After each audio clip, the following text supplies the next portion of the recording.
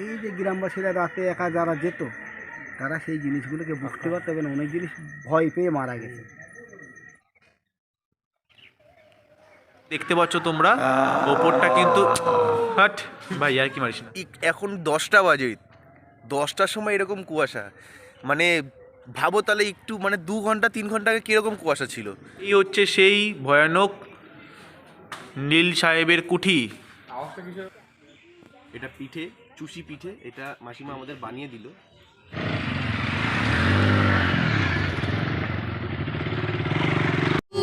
So good morning সবাইকে, অনেক দিন পর আবার একটা ব্লগ করছি। সো আজকে আমরা যাচ্ছি, টাইটেল অ্যান্ড থাম্বনেল দেখে তোমরা আশা করি বুঝে গেছো যে কোথায় যাচ্ছি। আজকে আমরা মঙ্গলগঞ্জে যাচ্ছি নীল সাহেবের কুঠিতে। তো ওখানে যাব, তোমাদের ঘুরে দেখাবো জায়গাটা কেমন। আর ওখানে অনেক ভিডিওতে দেখেছি যে ভূত আছে বলে, তো সেটাও আমরা দেখবো যে ওখানে আদৌ ভূত আছে কি না। তো জায়গাটা ঘুরে দেখাবো। সো আমার সাথে আমার আরও 3-4টে বন্ধু আছে, তো তাদের সাথেও তোমাদের আলাপ করে দিই। আর আজকের রাইডটা কিন্তু আমরা বাইকে করছি, আর এটা আমার চ্যানেলের প্রথম বাইক ট্রিপ মানে ব্লগ হবে। সো আশা করি তোমাদের ভিডিওটা ভালো লাগবে, তো দেখো চলো। সো আমরা সবাই বাইক নিয়ে এসেছি, তো এই লাইন দিয়ে সব বাইকগুলো দাঁড়িয়ে আছে। আর আমার সাথে আছে হচ্ছে সন্দীপন, ঋষভ, বাবুসোনা, ওই বাবুসোনা, আর ওইদিকে হচ্ছে চুল সেট করছে, চুল সেট করছে অর্ণব, হ্যান্ডসাম বয়।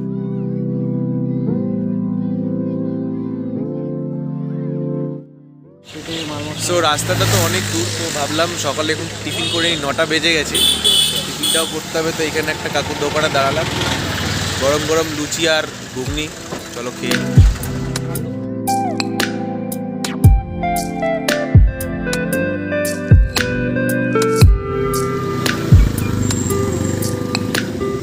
আমরা এখন ক্যাম্পে চলে এসেছি। আমি যেই ক্যাম্পটায় আছি সেই ক্যাম্পটার নাম হচ্ছে ইজি ফিসো ক্যাম্প, ইজি ফিসো ব্যাকপ্যাকার্স ক্যাম্প। এখানে কিন্তু মঙ্গলগঞ্জে অনেকগুলো ক্যাম্প আছে, বাট তার মধ্যে এটাই হচ্ছে সবথেকে পুরনো।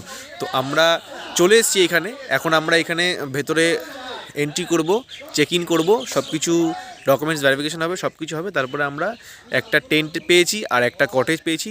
তো আমরা 5 জন এসেছি, তো দুটোর মধ্যে শেয়ার করে থাকবো। তো এই চলো এন্ট্রি করি, তারপরে ভেতরে ঢুকে তোমাদের পুরোটা তোমাদেরকে ঘুরে আমি দেখাবো।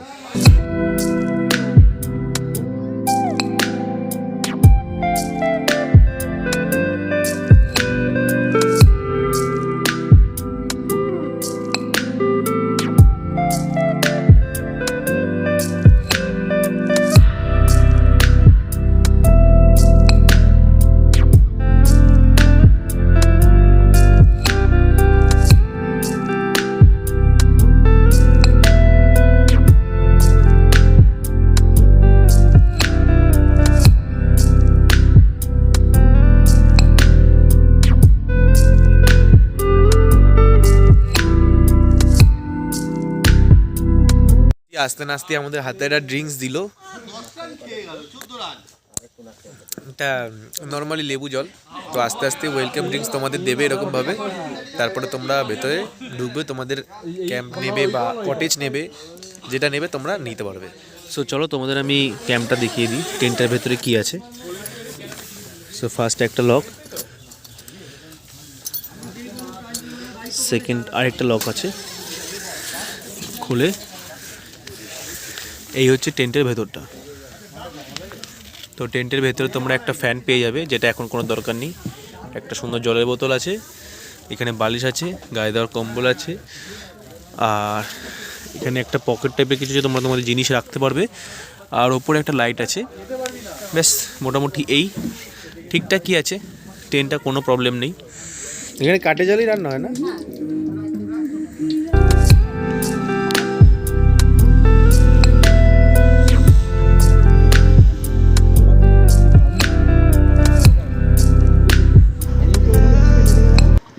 সো এই হচ্ছে রাত্রিবেলার ভিউটা। তো পুরোই গুজগুজে অন্ধকার, কিছুই দেখা যাচ্ছে না। যখন এখানে বনফায়ারটা জ্বালানো হবে তখন পুরো জায়গাটা মানে একটু আলো আলো হয়ে যাবে। বাট যেহেতু এটা মানে কি বলবো, হন্টেড জোন, মানে একটু ভূতের জায়গা, ভূতের দেশ, তো ওই জন্য পুরো ব্যাকপ্যাকার্স যে ক্যাম্পটা আছে পুরো ক্যাম্পটাই কিন্তু পুরো অন্ধকার, আর সেভাবে একদম মেনটেন করেছে। দুই একটা ছোটো ছোটো লাইট, যেমন এই আমার সামনে একটা জ্বলছে, গেটের সামনে দুটো লাইট জ্বলছে, এরকম ছোটো ছোটো লাইট দিয়ে ভরা। তো এখন আমাদের বারবিকিউ স্টার্ট হয়ে যাবে এখনই। ওখানে বাসে সব রেডি হচ্ছে, বাসের মধ্যে চিকেন ঢুকে, যেটাকে ব্যাম্বু চিকেন যেটাকে বলা হচ্ছে, তো সেটা তৈরি হবে। তো সেটা আমরা খাবো একটু পরে, তোমাদেরকে দেখাবো।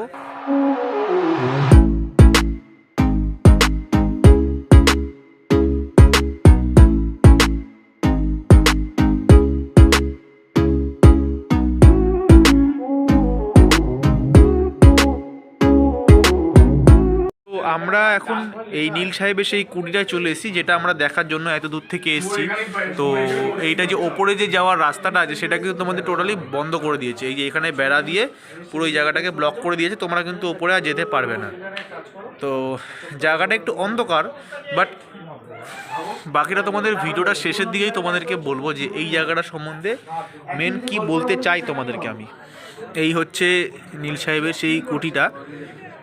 তো তোমাদেরকে আমি এখানে ঠিক ভালোভাবে দেখাতে পারছি না, কারণ এখানে প্রচুরই অন্ধকার, যতটা তোমাদের দেখানো যায় আর কি।